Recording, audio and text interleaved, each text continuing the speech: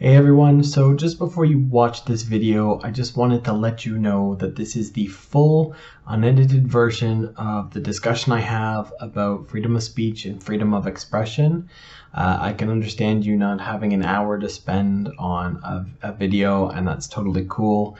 If you don't want to watch it, that's fine. I'm currently chopping it up, and I will be releasing a couple of those videos this week and a couple of them next week, so stay tuned for those if you would rather see the shorter versions as well. So it's up to you if you want to watch the full thing in one go or whether you want to watch it'll be four shorter videos.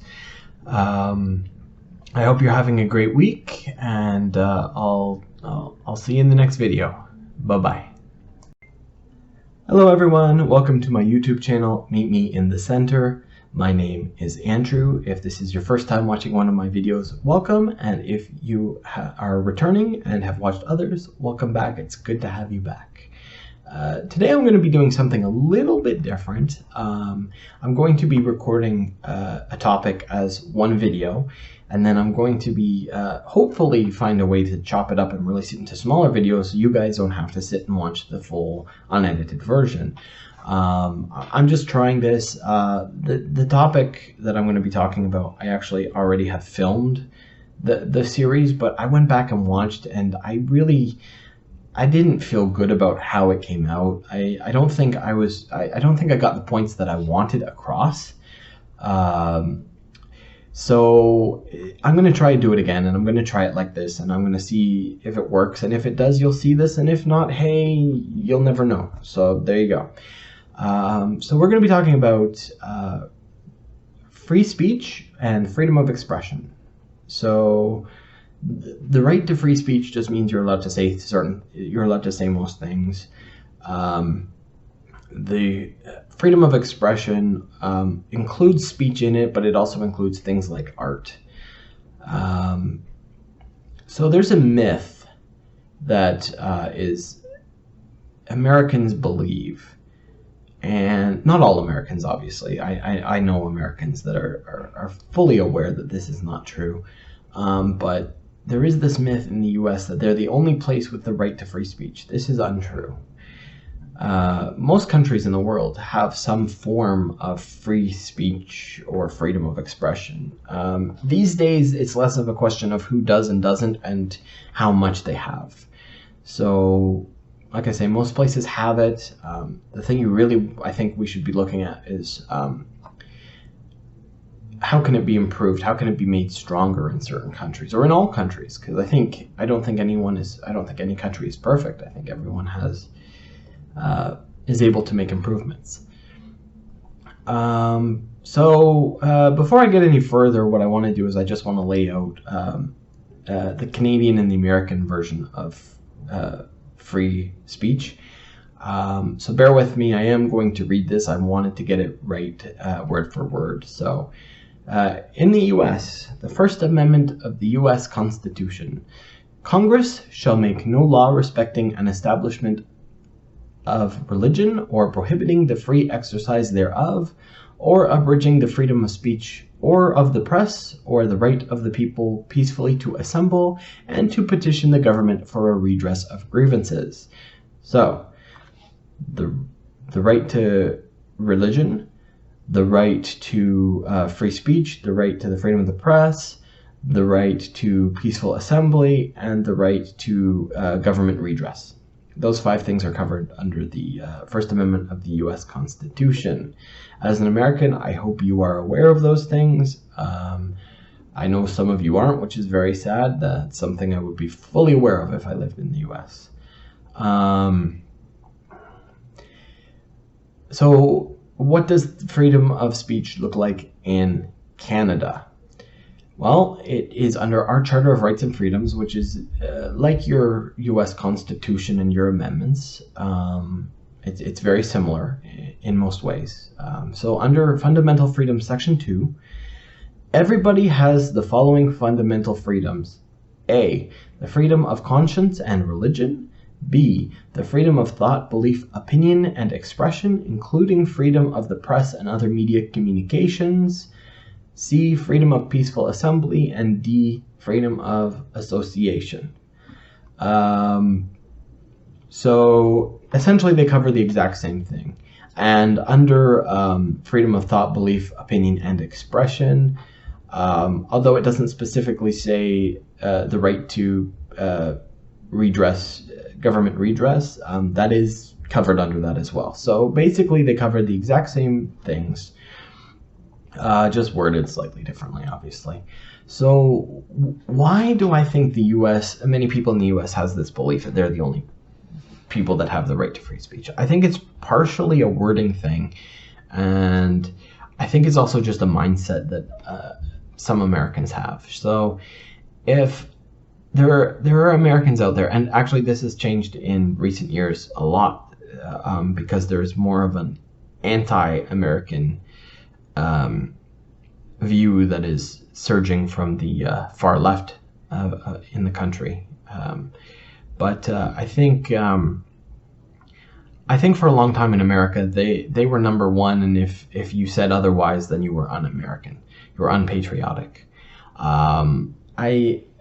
There's a flaw in that, because if you're number one, why do you have to improve? If you're the best at something, why improve? So instead of looking and say, hey, this is how we could make things better, they said, we're number one, we don't really have to do anything. The other reason I think they hold this belief a lot is just the wording, the right to free speech. A lot of countries do not have the right to free speech, but they have freedom of expression, which essentially means the exact same things. It's just the wording itself that's slightly different.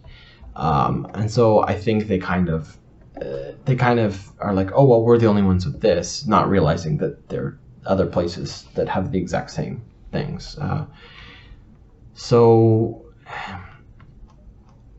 how do we calculate who is best with freedom of speech and expression in the world? Well, there's actually an international institute that does this.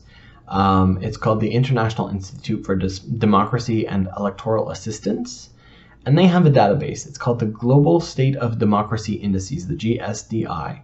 And so one of the things they look at is the freedom of speech and expression. So they gather information from as many countries as they can either get it from or will give it to them, and they take eight areas surrounding the freedom of expression and speech, and they put those all into an equation, and they come out with a number.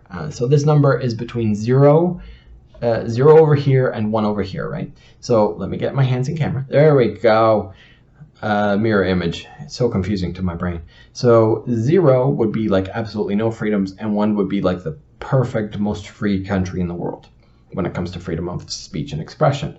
North Korea is almost at 0, and I'll talk about who's number 1 in a little bit.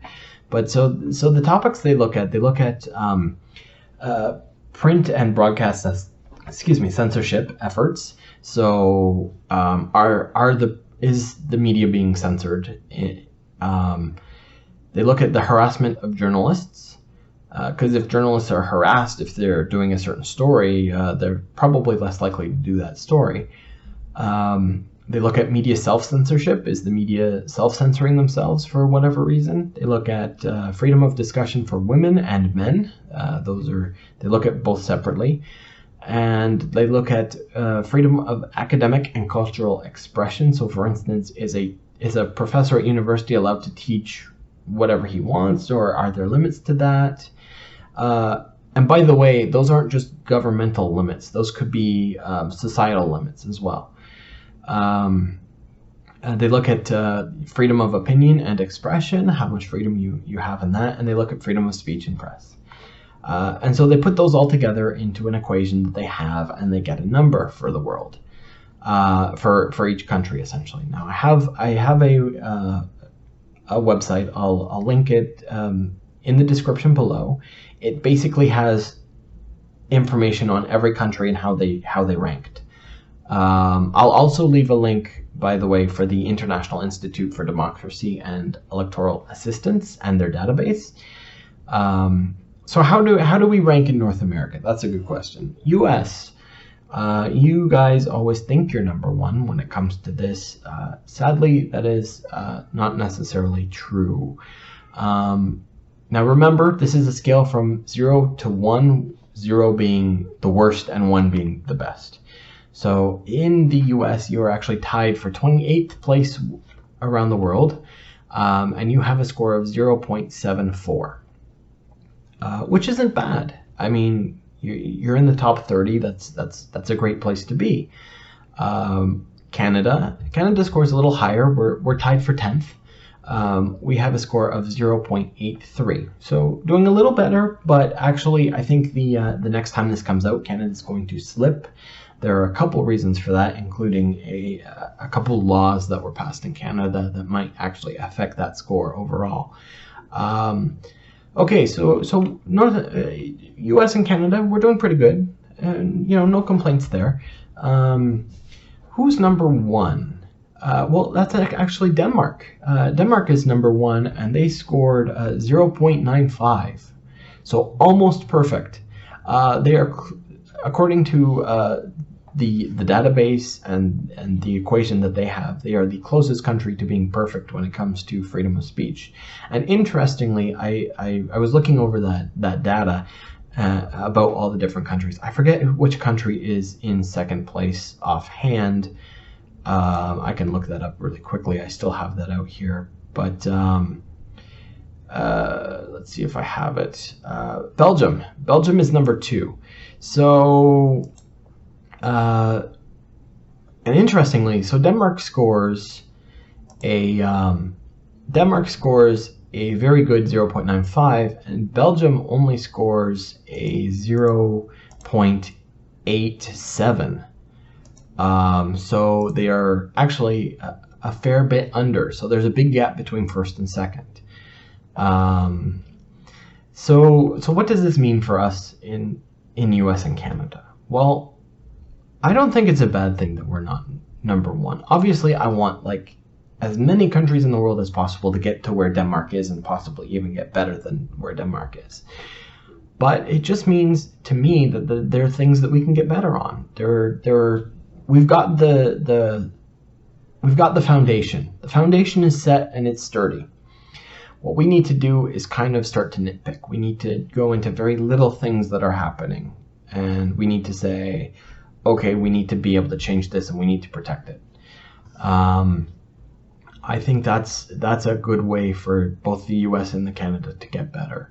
And don't get me wrong, when I say you're 30th in the world, there's I think they looked at 160 somewhat countries. So 30 out of that's not bad.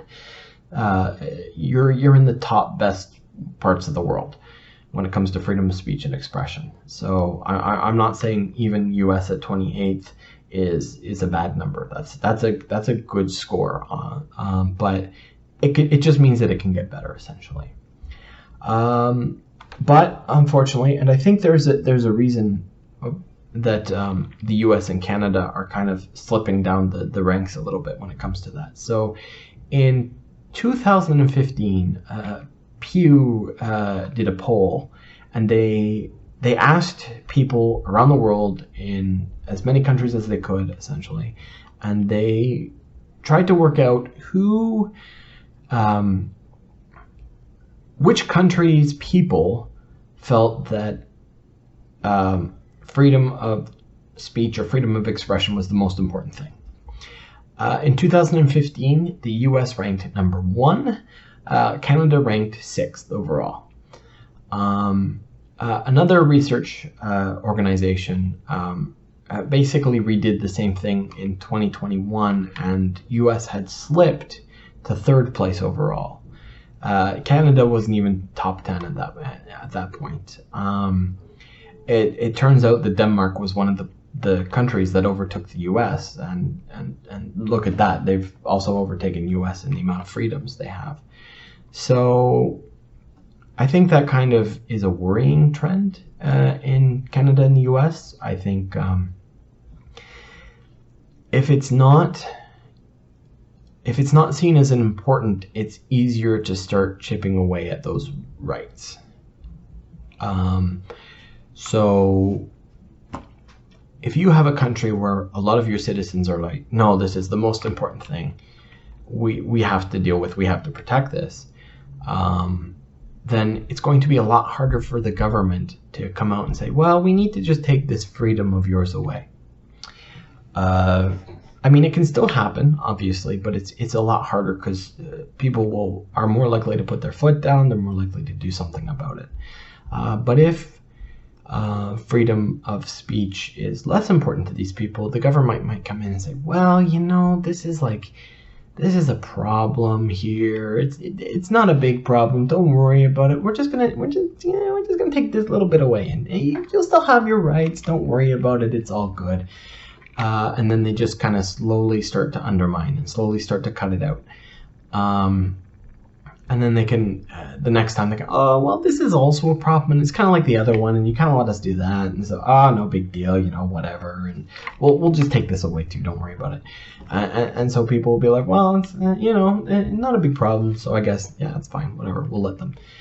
That is a problem, because basically what they're doing is they're undermining to the point where it could collapse, theoretically.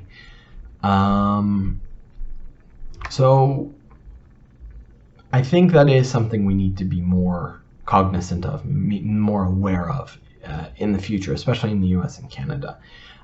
If that number keeps slipping, then if the fact that we don't seem to care about free speech as much anymore keeps slipping, I guarantee our numbers from the Global State of Democracy indices will keep slipping as well. Because that's when, like I said, the government can do things to take it away, or it's easier for them anyway. So, okay, freedom of speech, freedom of expression.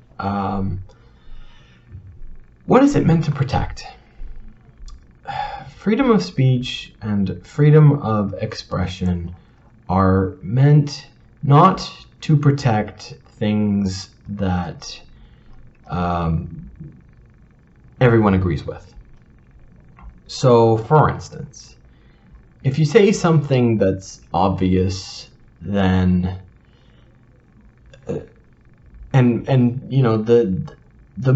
vast majority would agree with, you don't need to protect that because it's not something that people are going to attack. It's meant to protect speech that people don't agree with.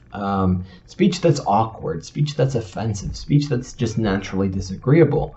And what people seem to be forgetting recently is that if you're protecting that speech, it means that you're protecting the rest of the speech as well. But I hear the argument, and I hear it regularly, unfortunately, and the argument goes something like this: well, but I shouldn't be offended. I should have the right to not be offended. Why should you have that right? That would be my first question. Why should you have that right to not be offended in this world? So I can say something that's totally just completely non-offensive.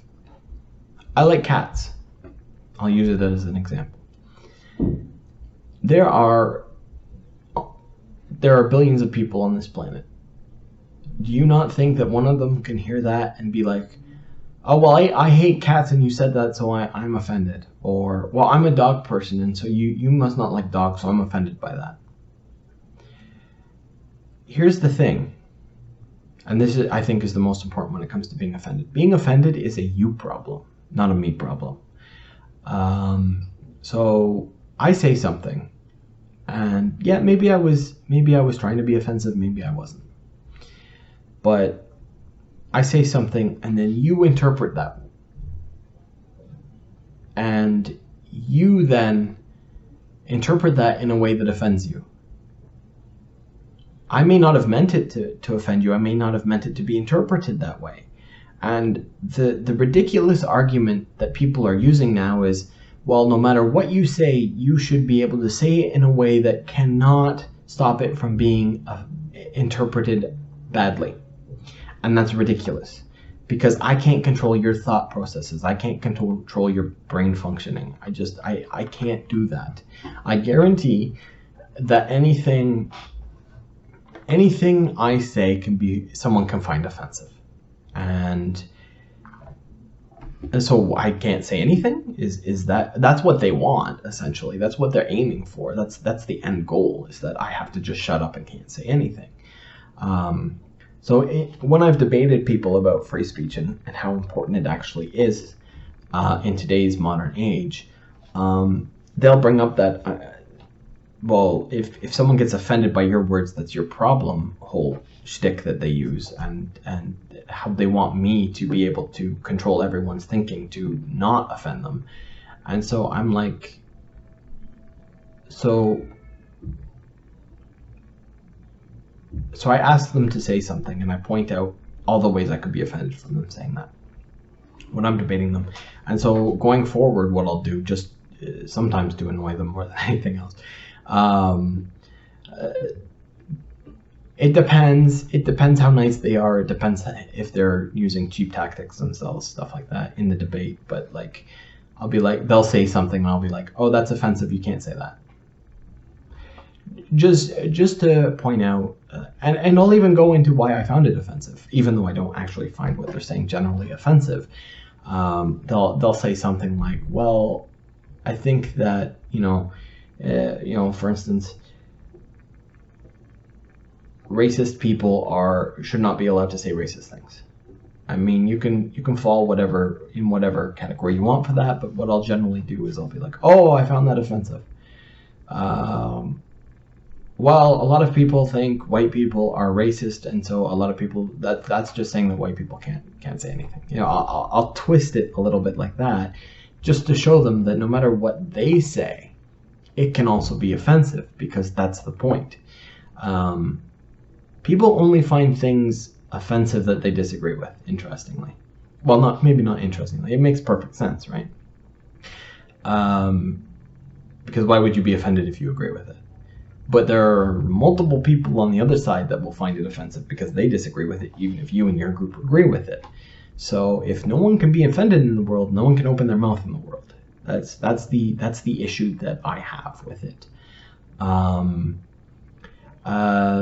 incidentally, to this whole movement that, whoever's the most offended is the most right. Offended and right, or offended and correct, are not synonyms. They're two completely different things. You can be as offended as you want. It doesn't mean that you're right on anything. And by the way, most of the things that you want to be right on are opinions. And as I've covered before on this channel, you can't be right or wrong when you have an opinion. An opinion is just an opinion. So I don't know.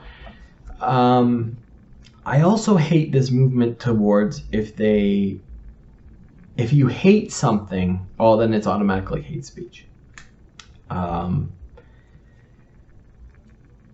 Tom MacDonald has the best quote in one of his songs about this. I know, and it's there's a difference between hate speech and speech that you hate, and he hits the nail right on the head.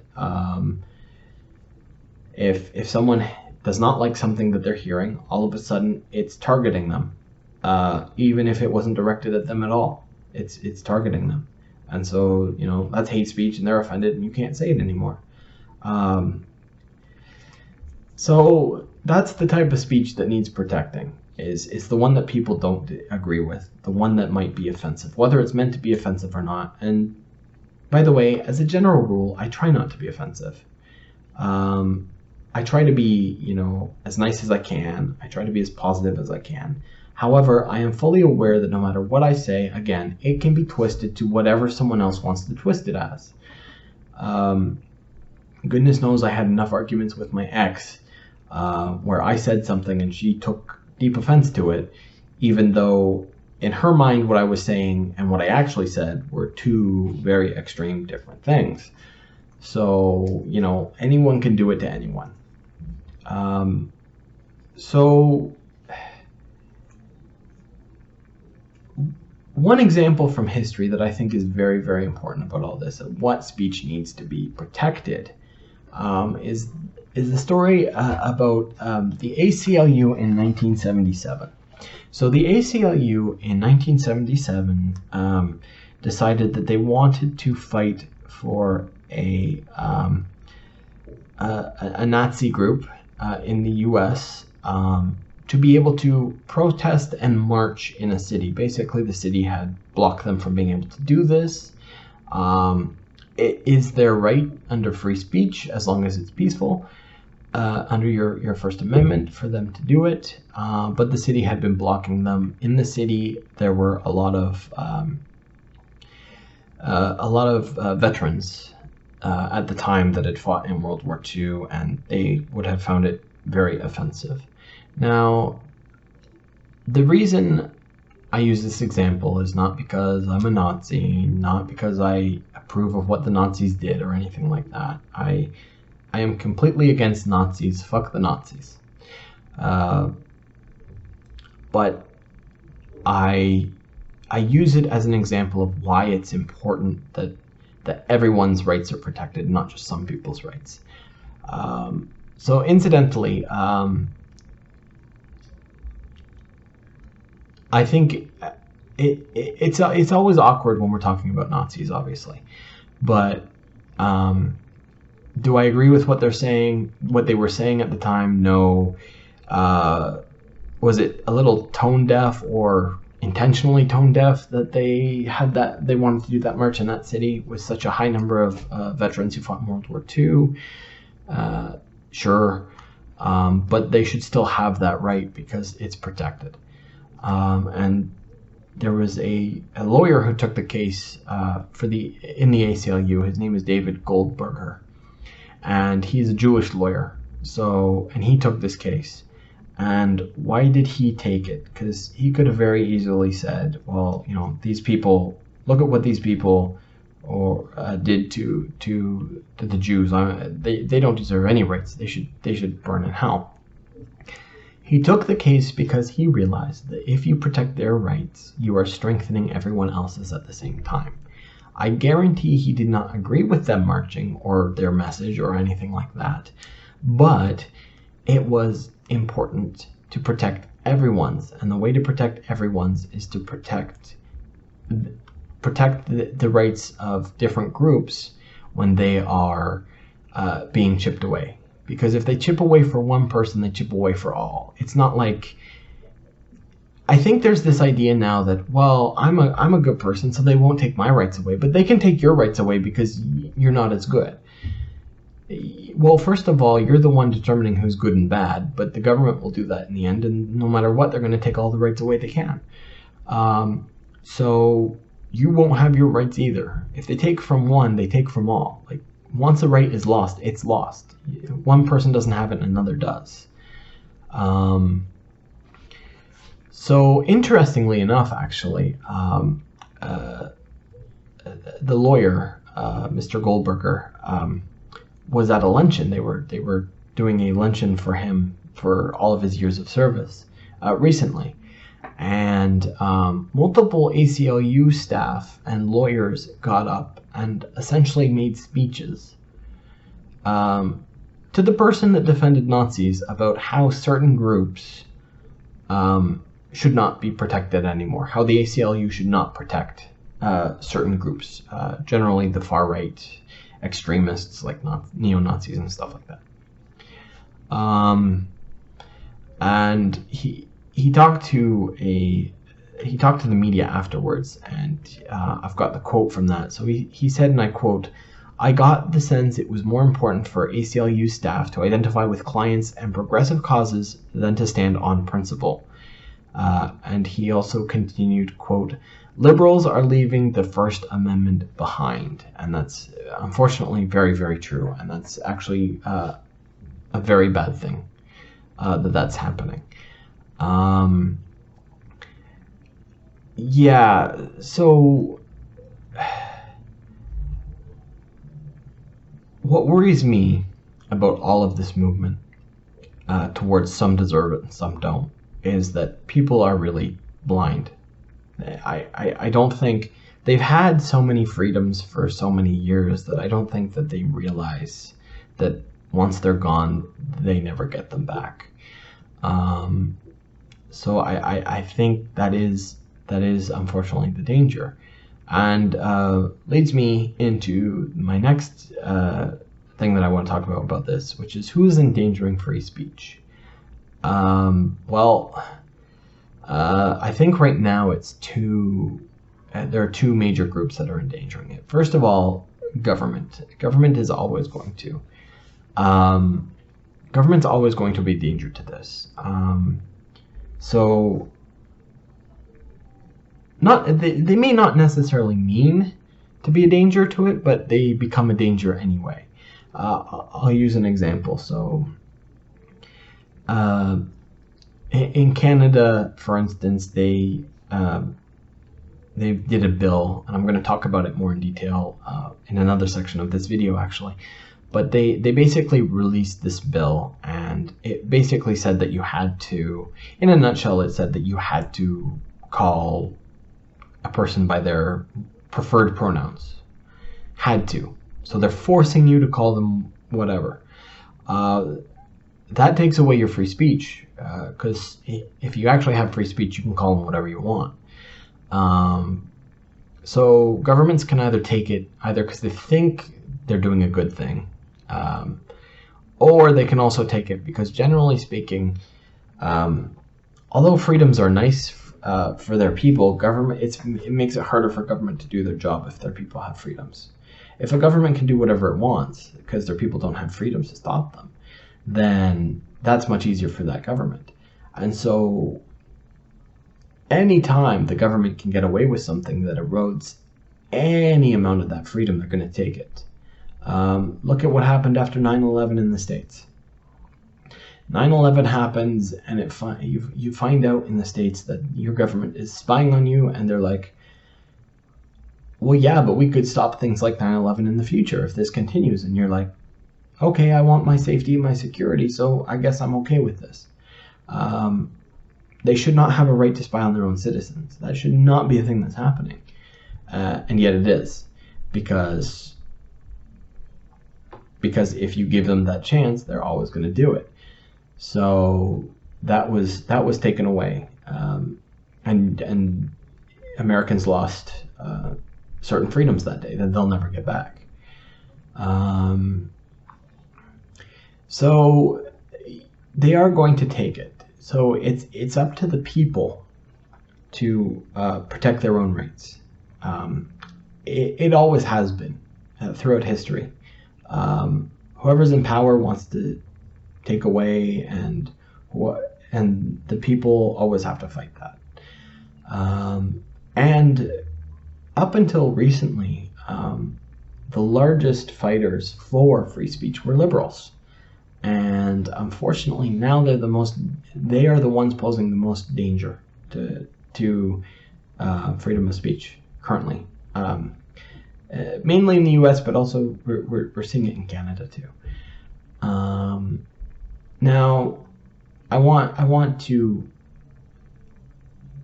just make a point before I go forward with this. Okay, I don't mean every single liberal. There is a subsection of more extreme liberals that is against people having free speech for whatever reason.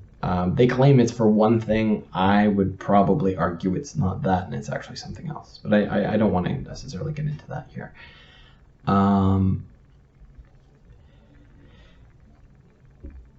That being said, they seem to be the ones that always get on the media to talk about it. They seem to be the vocal minority, essentially, in the liberal, within the people that are liberal. The problem I have is with the average liberal who doesn't necessarily believe to that extreme depth. Because these days it feels like they are more likely to, instead of stand for what they believe in, just kowtow to these extremists and be like, well, I don't want problems for myself, so okay, I guess I'll go with this. They have some points, even if most of what they're saying is ridiculous. They have some points, so I guess I can. You need to stop doing that, especially when it comes to free speech. If you believe something, you need to stand up for it. And that's true on the right, on the left, in the center, everywhere. If you don't, no one will. That's it. So how are these extreme liberals eroding? Well, I've seen multiple examples online of people. Generally, there's an individual who goes to universities in the U.S. and I forget his name offhand. I have a horrible memory for names, but you can probably find it on YouTube. He has a bunch of videos. If I remember, I'll put Peter Boghossian. Peter Boghossian. Don't ask me to spell his last name. If I remember, I'll put that in the description below as well. He goes on to them, and what he does is he does a little exercise where he'll make a statement, and then he'll ask students whether they agree and disagree, and he has different lines for if you like, for instance, if you slightly agree, if you strongly agree, if you slightly disagree, strongly disagree. And then what he also does is he checks their biases. So he always asks them, I don't know what it would take to change your mind, but let's pretend for a second that there is something that would change your mind. In the best case scenario, I have that information. If I showed you that information, would you change your mind? And by the way, not even change your mind from, like, say you're on strongly disagree. It wouldn't change your mind to like strongly agree, just change your mind to slightly disagree. And it's very interesting. The most liberal people on those will never change their mind because they know they're right. That just means incidentally that they're, at that point, it's a cause, and it's almost like it's almost like a religious belief in what they believe in at that point. It's a very good way to tell when you're debating someone, actually, what type of debate you're going to have.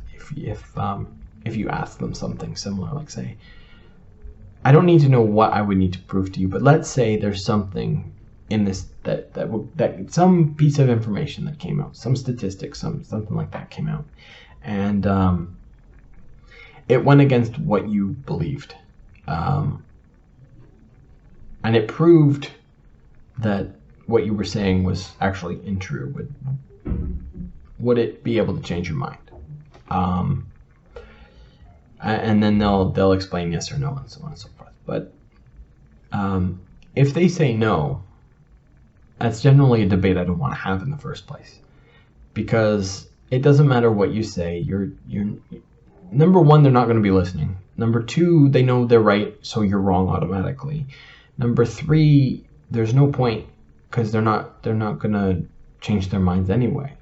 I would much rather have a debate with someone that's kind of more, maybe not in the middle per se, but is more willing to listen and hear, and potentially at least have what you say impact their opinions. It may not change them, and that's fine. Like, I don't expect to change everyone's opinions.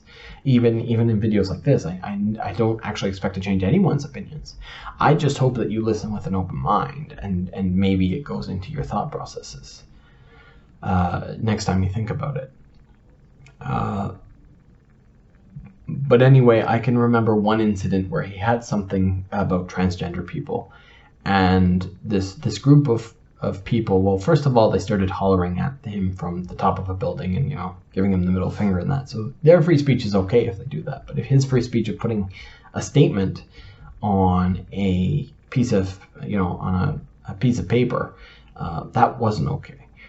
And they came down and tried to argue with him and how it was wrong. And he's a very smart person. He knows exactly what he's doing, and without he's a fascinating person because without being at all aggressive or without even saying, well, this is your hypocrisy, he can show people's hypocrisies, basically.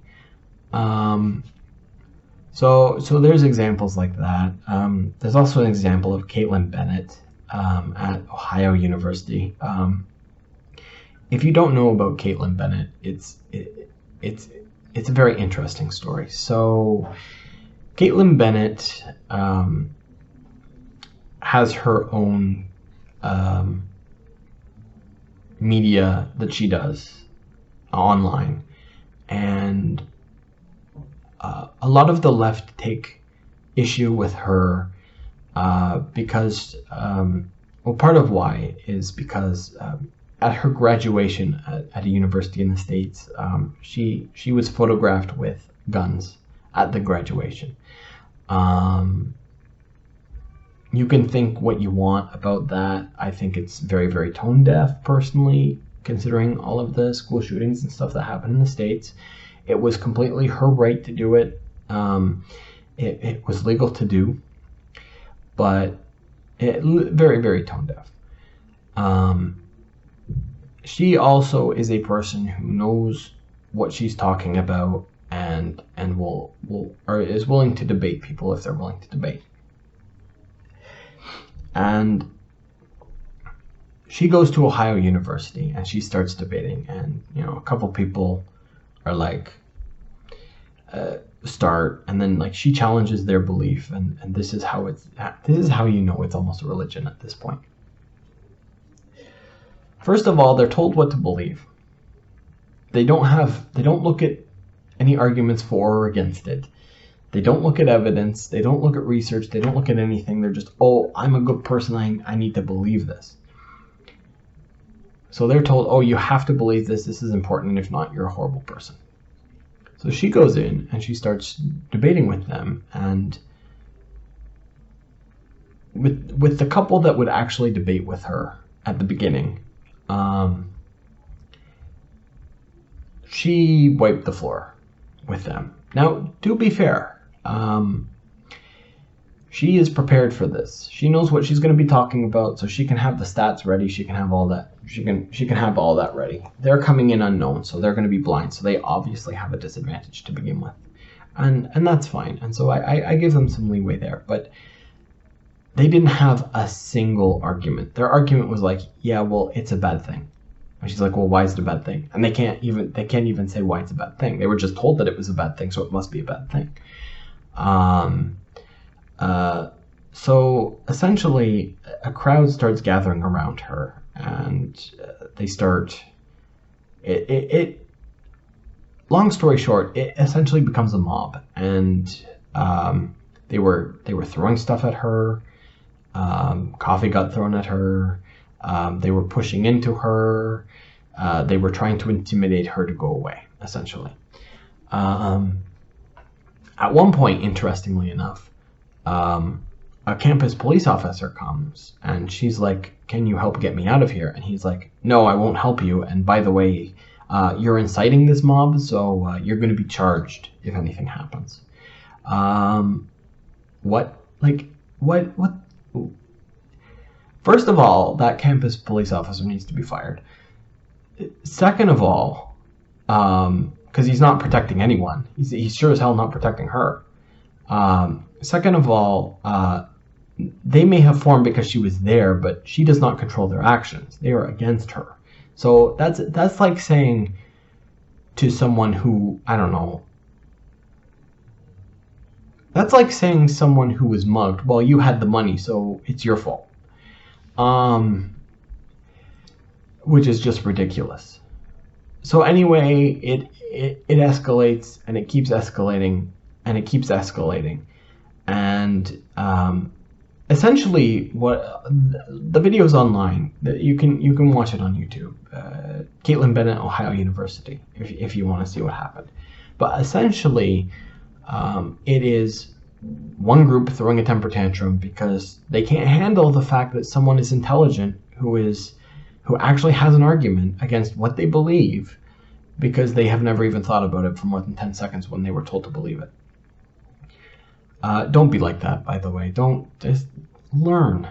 It takes 10 seconds to go on Google and research this stuff. It comes up and you just have to look at a couple different things and then try to find some stats on it afterwards. It's not that hard to do this anymore, people. It's not like you have to go to a library to get this information. It's in your phones, for God's sakes. Like, if you're told to believe something, well, first of all, if I'm told to believe something, I generally tend not to just believe it because you say so. I don't take people at their word. I assume that people have ulterior motives for saying that. So I do my research. I do my due diligence, and everyone should. And if you don't have a good opinion, why are you trying to debate someone that clearly is well educated on this matter? That's my second thing. But anyway, so these children, and I use children because they were children throwing a hissy fit. They were throwing a temper tantrum because they couldn't handle that this one person was challenging their belief system. They, like I said, they swarmed her, they assaulted her, they threw things at her. It got to a point where they had to leave. She had a security guard. The security guard got her out to their car, their vehicle that they came in. And people encircled the car and started banging on it and refused to allow them to leave. Okay, that's a crime. Along with assault, that is a crime. You can't prevent someone from leaving. It's called false imprisonment. That's a big issue. And it's interesting because I kind of wanted to see, after I watched that video, I kind of wanted to see what the left was saying about it. So I looked at reactions to that, more specifically, people on the left.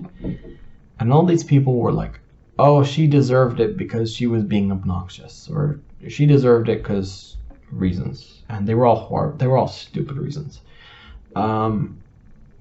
First of all, it generally went along the lines of she was being obnoxious, she was being offensive, or she just deserved it because she's a bad person. Okay, well, you thinking she's a bad person is just your opinion. You don't know her enough to say that, number one. And okay, if she's obnoxious or if she's being offensive, so be it. She's being obnoxious and offensive. Okay, that in your mind says that she deserved to be assaulted. That in your mind says that she deserves to be stopped from leaving, being falsely imprisoned.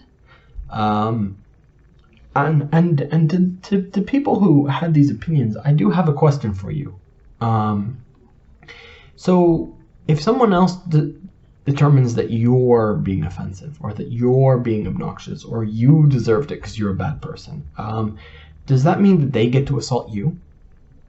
Does that mean that they can stop you from leaving when you want to leave? Oh no, because then you scream and cry and call yourself the victim, right? Yeah. So that's hypocritical, and I don't stand for shit like that. That's one of the reasons I left I left the left.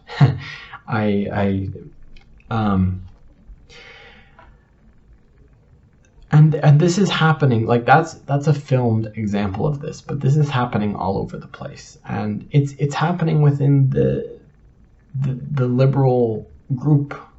Someone will come forward and say, oh, well, you guys need to believe this, and if someone is like, no, that's a ridiculous point, they get ostracized and they get essentially kicked out of that liberal group. And most people want to be a part of that group because they think they're better for it, or they think they're right if they're part of that group. And well, they're not, but that's what they believe. So they just stay and say, okay, well, I guess I believe this now. This is what liberals aren't understanding right now. If you take away the freedom of speech rights of people that you don't like, you lose them at the exact same time. It's not like you can say, well, this person gets a right and this person doesn't, and this person. It covers everyone. So if you want them to shut up, I've got a suggestion for you. You get to shut up first. That's my suggestion. Like, I hate the fact right now that liberals think that they are they are floating above the rest of us because they have opinion A and they're right because they say they're right, so that must make them right. And so they get to tell everyone else to shut up while they're allowed to scream. I mean, it's ridiculous. It's absolutely ridiculous. And by the way, when you're talking to someone, you can tell. You can generally tell how educated they are on something, because if it's a liberal these days, you have a debate with them over something, and if they can't beat you, they just scream. They actually do one of two things. They call you racist, or they call you a Nazi. Because then if you're that thing, then they don't even have to talk to you anyway, and you shouldn't get an opinion anyway. By the way, if you call everyone a Nazi, what happens when the Nazis actually come? That word means less. So stop crying wolf. Stop acting like little children. And speaking of little children, the second thing they do is they cry, they moan, and they bang on things and have a little temper tantrum because they can't handle it anymore. Because again, it's almost like a brainwashing or a religion, and they don't actually have an opinion on it. They're told what to believe. They don't have their own. They can't base it on anything. They don't do research. They don't look into it. They don't form their own opinion. So of course they can't handle it. Oh, but I was told this was right, and all of a sudden you have really good points, and shut up, so like, that's the issue right now. And if you're a liberal in that group and you disagree, guess what? I guarantee there are more people that disagree with the fact that free speech should only be for certain people than there are that do. Even in your own group, I guarantee that. And so maybe if you stand up, yes, you might be kicked out of the group, or what might happen is other people might stand up too. And that's what needs to happen, because liberals up until recently, like I said, were the ones to protect, always the ones that protected free speech above anything else. And now that they're going to take it away, governments are licking their lips. They really are, because, oh, okay, well, these people think we should take it away, so we're going to take it away now. And they'll be able to use that, and no matter what side of the aisle they're on, they will use that to their full advantage. There's a quote by Martin Niemöller talking about World War II, or the start of just before the start of World War II, actually. And basically what it said is, first they came for the socialists, and I did not speak out because I was not a socialist. Then they came for the trade unionists, and I did not speak out because I was not a trade unionist. Then they came for the Jews, and I did not speak out because I was not a Jew. Then they came for me, and there was no one left to speak for me. So those liberals in that group that disagree, just remember, this is exactly the same thing that's happening now when it comes to free speech. Right now they're coming for the Nazis and the extremists. Soon it will just be the right wing, although that's even starting to happen. Then it will be the centrists, and then it will be the leftists. And you might be the last ones that have quote-unquote free speech.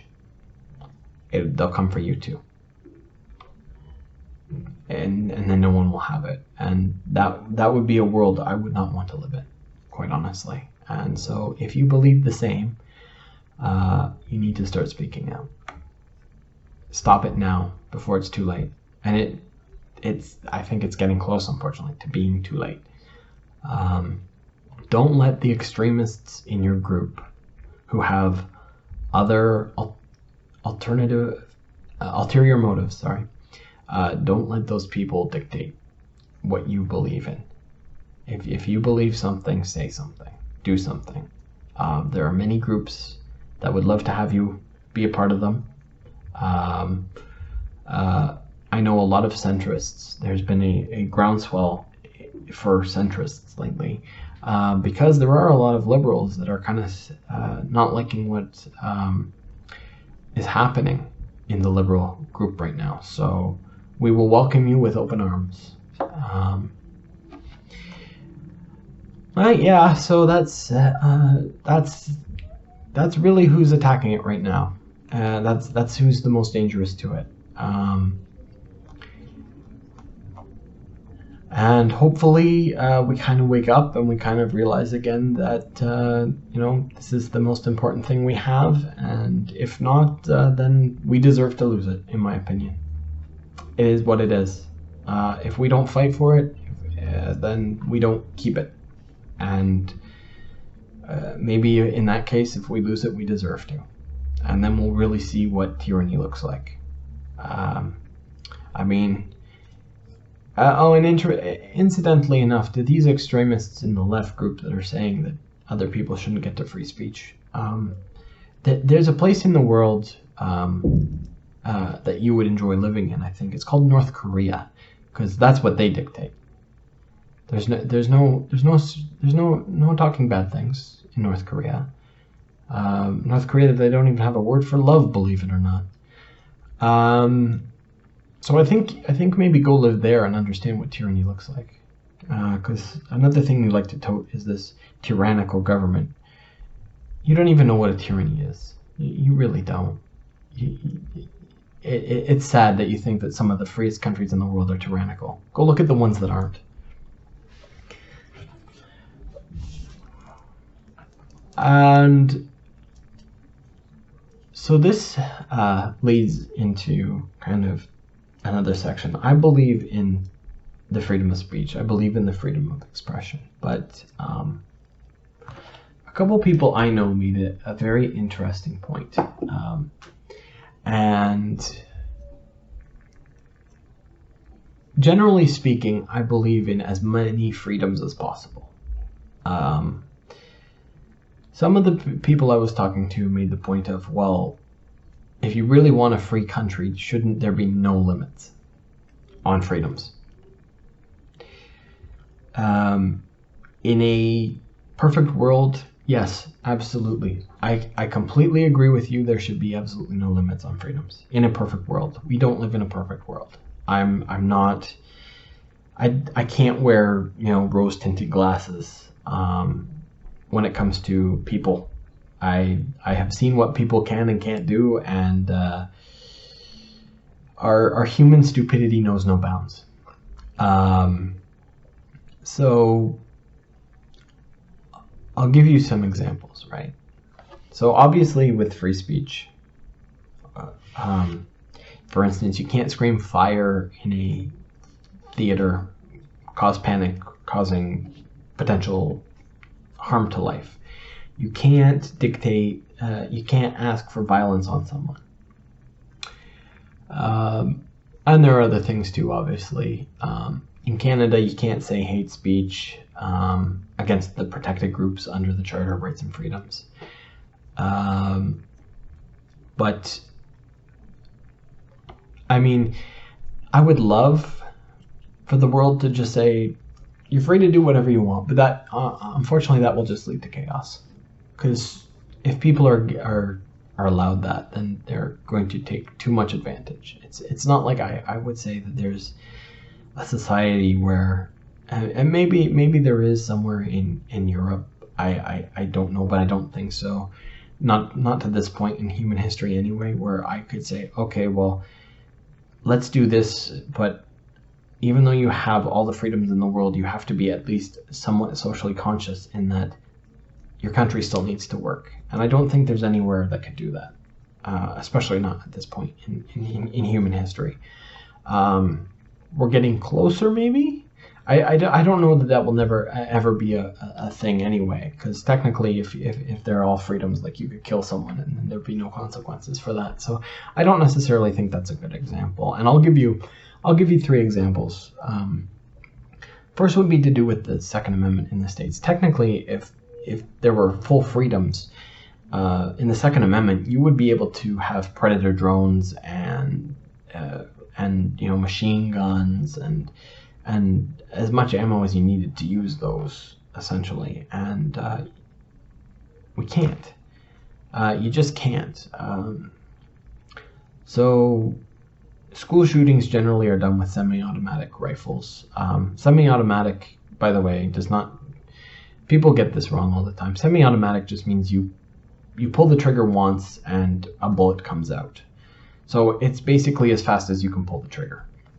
An automatic is where you hold the trigger down and it just keeps shooting until it runs out of bullets. Imagine a school shooting where a school shooter had an automatic weapon versus a semi-automatic. He can do damage with a semi-automatic. Just imagine how many more people he can kill with an automatic. He could literally go class to class and just wipe everyone out. Or she. Although most of them are usually men that do school shootings.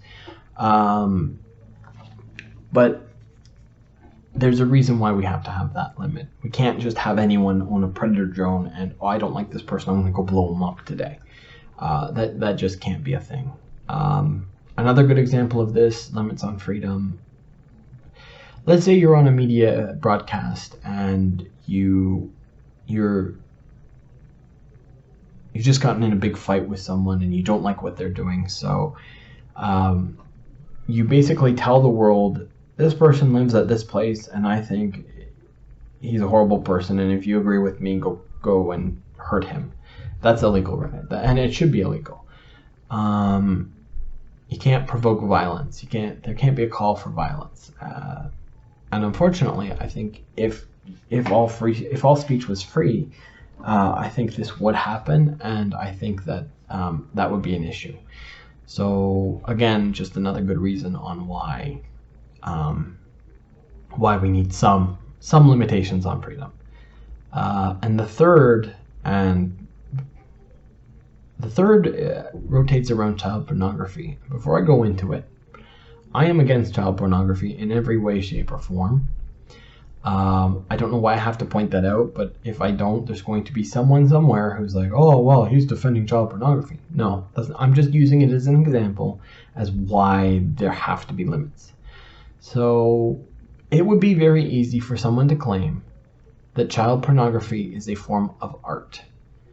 Art is protected under freedom of expression because it's cultural expression, essentially. It's a form of culture, and so it's art. So they could easily say, well, it should be protected because I believe this is art. And that would not be a thing I would want. I mean, theoretically, if it's protected, it could be posted anywhere. It could be posted online easily and never be taken down. There'd be no consequences for that.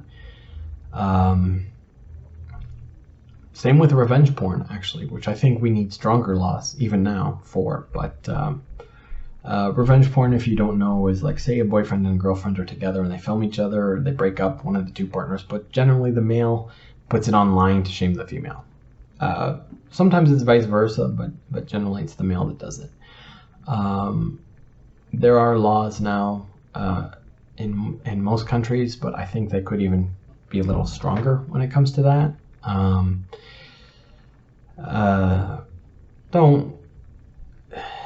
If you're worried about that, don't film it. Obviously, that's number one.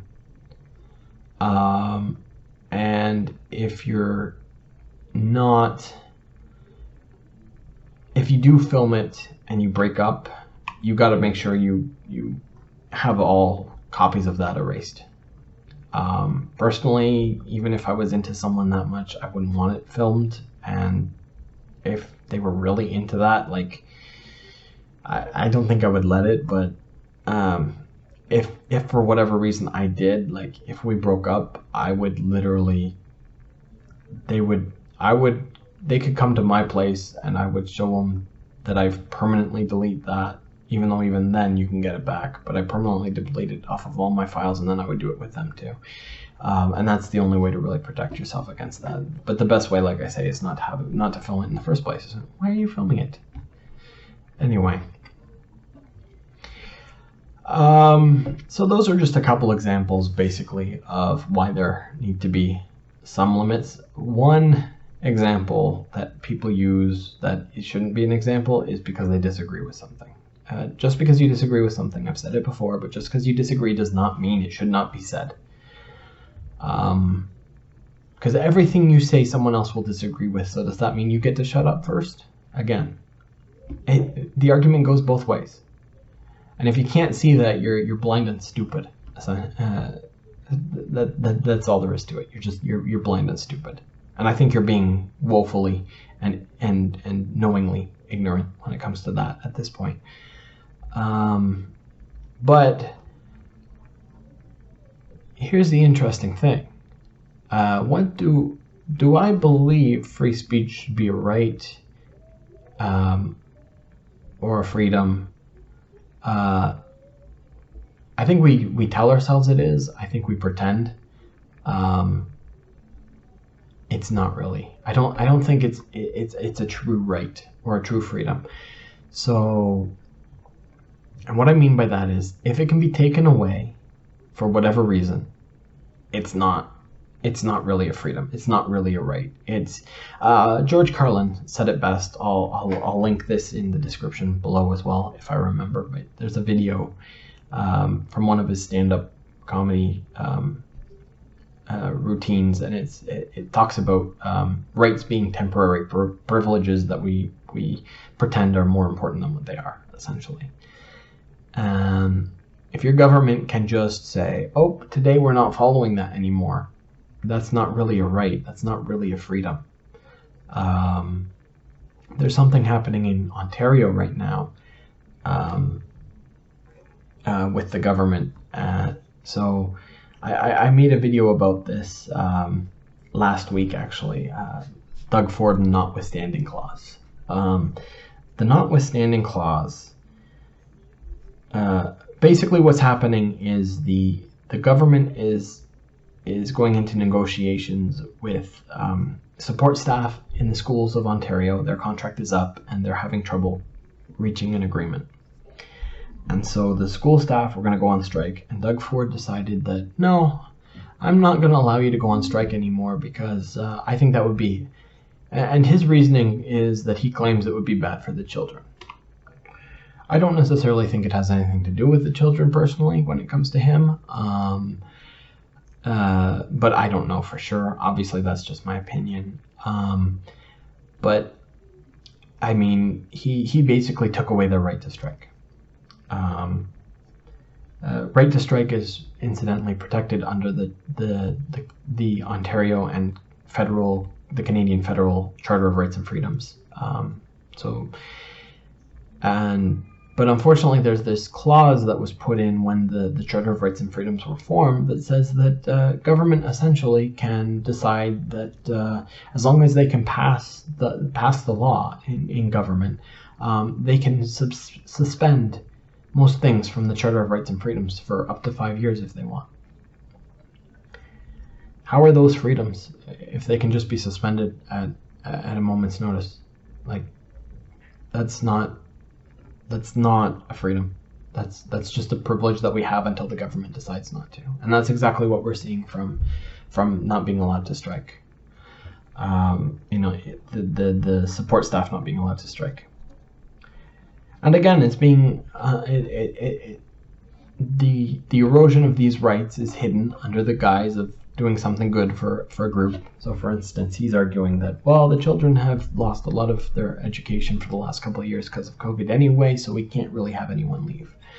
And the convenient thing that he's not really saying is that, well, if they can't strike, they have no way to really no real strength in bargaining, and so eventually they're going to have to give in because they're just going to get desperate and they need any sort of increase. So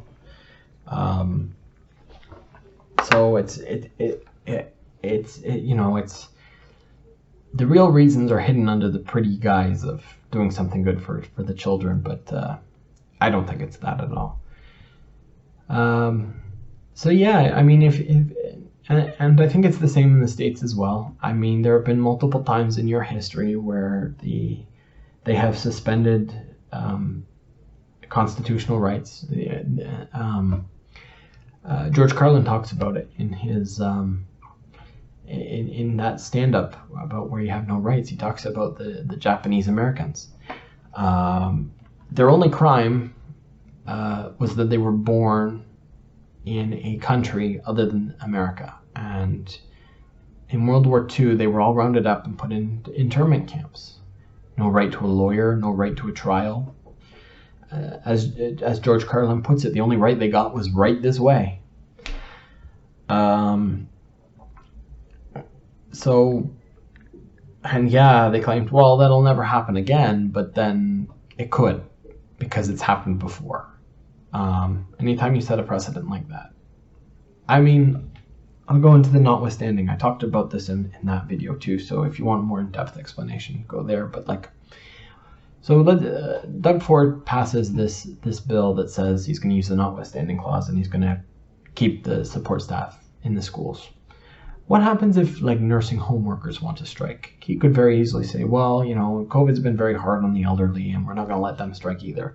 What happens if, some company, some industry decides they're going to strike? He could say, well, our economy is very weak right now and I don't think they should strike either. He could literally stop anyone from being able to strike for that 5-year period. And striking is protected under the Canadian Charter of Rights and Freedoms. So it's very sketchy, and like I say, privilege. It's a temporary privilege until they decide that it's inconvenient, and then all of a sudden magically it can go away. And that's what free speech is, unfortunately. I wish it was more than that, but it unfortunately really isn't. And in a way, that's our fault. As they're doing this stuff, okay, so I'll use the Ontario, the Doug Ford example again, right? First of all, the media, the news media, is portraying this in a very black and white way generally against the support staff. They're claiming it's all about money. They're making a whole bunch of claims that aren't generally true. Not only that, they are, and most people, by the way, are taking that at its word and been like, well, why should they get this percentage? They're asking for 11% increase. Why should they get it? They're not really asking for 11%. They would be good with, you can't go into a negotiation and say, okay, I want 2% if you want 2%. If the person says, okay, I'm going to give you 1%, you have to say, no, I want 3%, then maybe you'll get 2%. That's just how negotiation works. So that 11% number, they never wanted 11%. And incidentally, by the way, they just recently dropped down to 6%, but the Ontario government is refusing to even talk to them while they are illegally striking, which they are right now, which they should be, because the Ontario government should not be allowed to stop them to strike. So they're illegally striking. The good thing is that the other unions are supporting them, but unfortunately, I think it needs to go further than that. I think a lot of people need to wake up, because this might not affect you, per se. You may not be a part of a union, you may be working in a place that doesn't have a union, but maybe it's not affecting your union yet. But again, I've already explained, he could say that about any strike. He could have a good reason to stop any strike at this point. And by the way, he doesn't even need a reason, he just needs to pass the legislation. There's no accountability as long as he can pass it. So, I mean, okay, so it doesn't affect you, but what about your children? What about your grandchildren? What about anyone else? What about friends and family? You're saying it affects no one, or are you just saying, well, it's convenient for me not to care? And to me, that sort of indifference, because it's convenient, it's one of the worst crimes of all, in my opinion, because that allows atrocity to happen over and over again throughout history. You can look throughout all of history, and you can look at atrocities, and you can look at the people who didn't care enough to do anything about it. Now, don't get me wrong, I'm not, for instance, saying that, well, you saying, well, this doesn't affect me to a labor dispute and a strike is the same as a person in Germany saying, well, this doesn't really affect me when they take all the Jews away. I'm not saying that. by any means. Those are two very different things, and one isn't. But they are still at the same time part of that same mindset. And it has been shown that people will give a little bit, and then a little bit, and a little bit, and a little bit, and a little bit, and eventually get to the extreme.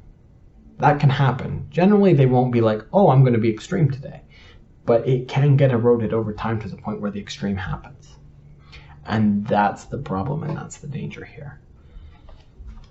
What else is there? Well, I'm going to be in another video that I film. I was going to do it here, but we're already past the hour point, and quite honestly, my throat's getting a little sore from speaking like this. So in another video, I am going to talk about 3 Canadian examples of how freedom of speech and freedom of expression is being eroded here in Canada, or potentially eroded. I'll go into whether they are actually happening, whether it is actually eroding it, what we need to look out for using those 3 examples. And that will be another video. So until then, I hope you have a good day or week. And until the next time, I will see you then.